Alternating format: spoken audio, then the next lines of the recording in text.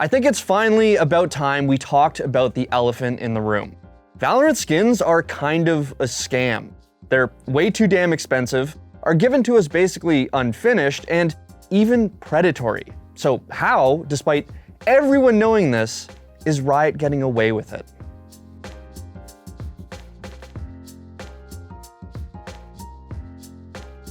All right, before we jump into it, we have another merch drop. Let's have a look. Let's get one thing straight. You are the best f***ing gamer on planet Earth. And I think it's time you started dressing the part. Shift walking is for cowards.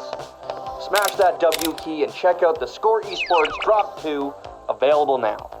If you like the look of that, check the link in the description below. The world of in-game cosmetics is a bit of a weird one. Despite us constantly complaining how every item is locked behind a paywall or some sort of randomized loot box, we can't help ourselves but throw money at them. The truth is, no matter the title, most of us capital G gamers are absolute freaks when it comes to our precious cosmetics. Head, we're back to normal. Head! Scorching flames! Scorching flames! That's the effect! That's the effect!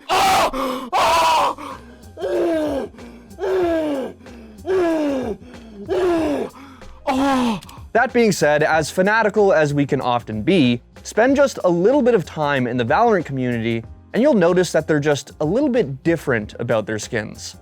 In fact, they're just a little bit different, period. On one hand, Valorant has been able to grow this massive community that's as inclusive as it is diverse, which is insanely important for the future of competitive gaming. On the other hand, there's shit like this. For every kill you get, I'll give you an ooh. All right, bet. Oh my god, I'm so nervous. Ooh. Ooh. Ooh.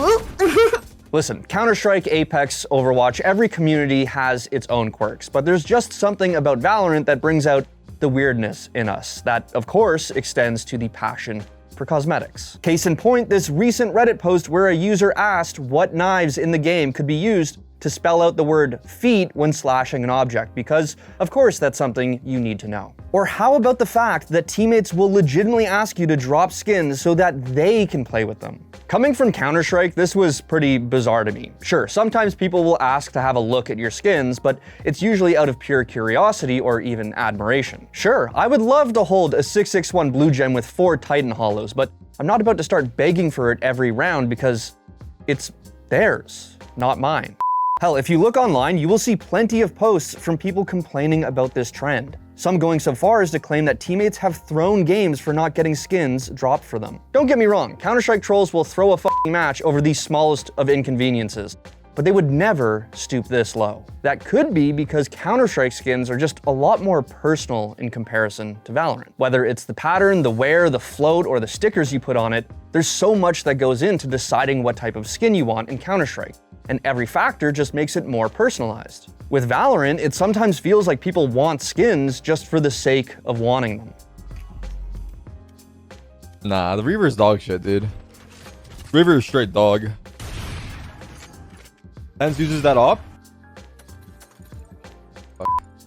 Okay, why don't you say that in the first place? Now, this isn't just me shitting on Valorant skins for the hell of it, because in fact, most of them are very cool. Sure, some are a little repetitive and others aren't for me, but Valorant skins are usually really creative and can do things that other games just can't. Which is why it's such a shame that they're kind of a scam. Now, I know what you're saying, Devin, all cosmetics are scams, and yes, big true, but there is a certain amount of shadiness that comes with Valorant. For starters, they are expensive as fuck. For a premium bundle, it's almost like $100 Canadian. And to make matters worse, you can't even just buy the exact amount of in-game currency you need to buy them, so you're usually forced to purchase more than you actually need. Yes, there are certain skins in Counter-Strike that cost about $1 billion, that 99.99% of the player base won't ever be able to use. But at the same time, Counter-Strike also has really good skins that are just a couple bucks, even sometimes cents.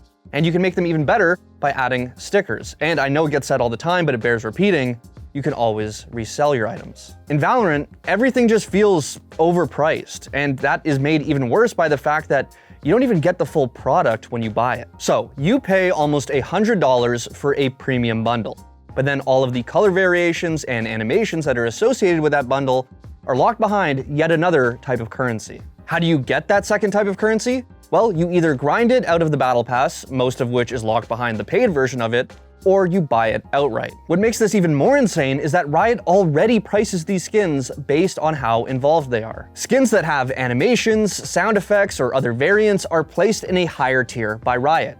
So why the f do I then have to spend even more money once I already paid extra for it? Hell, even if you had a skin that you wanted and were willing to spend the money on, good luck. Because Valorant decided that it also needed to be a gacha game where you need to check back into your shop daily to see when your item pops up. And listen, I'm not just complaining for the sake of it because I'm coming from CounterStrike.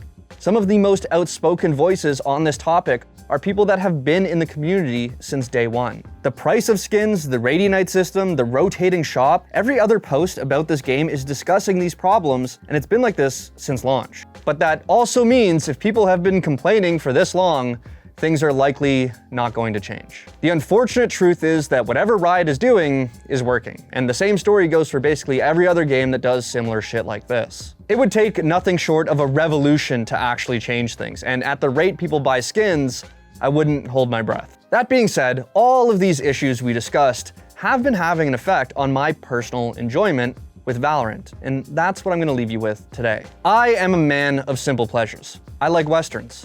So when the Neo Frontier skin bundle came out, I thought to myself, hey, I might finally buy something. Unfortunately for me, this was at the tail end of it being released, and by the time I logged in, it was gone. And I shit you not, I actually stopped playing for a while because of this. And to this day, I get a little salty about it and think, why am I grinding if I don't have the skins I want? What more is there to this game? And it got me thinking about a few things.